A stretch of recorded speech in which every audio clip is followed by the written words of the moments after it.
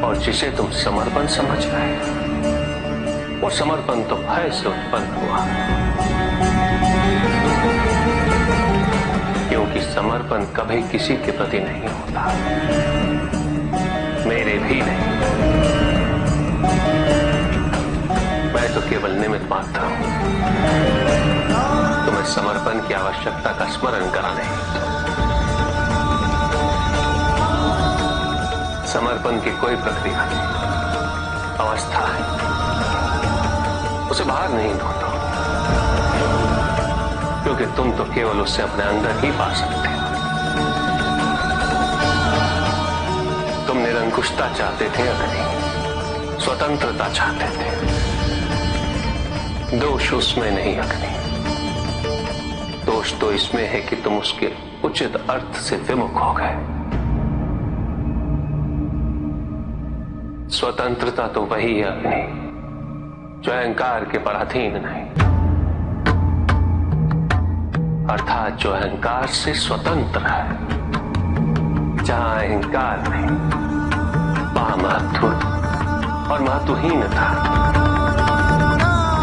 वहां जय पराजय का उपद्रव ही समाप्त हो जाता, भिन्नता नहीं रहती। व्यक्ति केवल अपने अस्तित्व को देख पाता, उसे समझ पाता, उससे एक हो जाता, सत्य हो जाता। अहंकार ऐसा रोग है जिससे समस्त संसार संक्रमित है,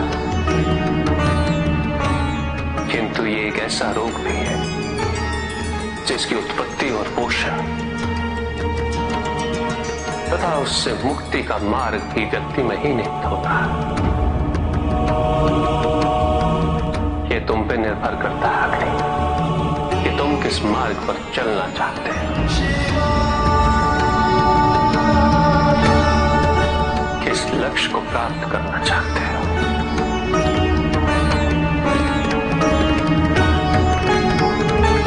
में तो कभी अपने दाम्पत्य की तुलना दूसरे के दाम्पत्य से करना उचित नहीं है पार्वती। प्रत्येक संबंध की परिस्थितियां भिन्न होती हैं। किंतु स्वामी, प्रत्येक दाम्पत्य में एक दूसरे के प्रति आदर और सम्मान तो आवश्यक है ना। देवी सरस्वती के मौन रहने का क्या प्रभाव होगा? देवी सरस्वती के मौन का प्रत्येक शब्द संसार को कल्पों के ज्ञान से विमुख करता जाएगा। अविद्या विद्या का स्थान लेने लगेगी और ना ही ज्ञान प्रसारित होगा, और जहां ज्ञान नहीं वहां किसी भी प्रकार का विकास संभव नहीं, न भौतिक और ना ही आध्यात्मिक। सभी कलाएं लुप्त होती जाएंगी,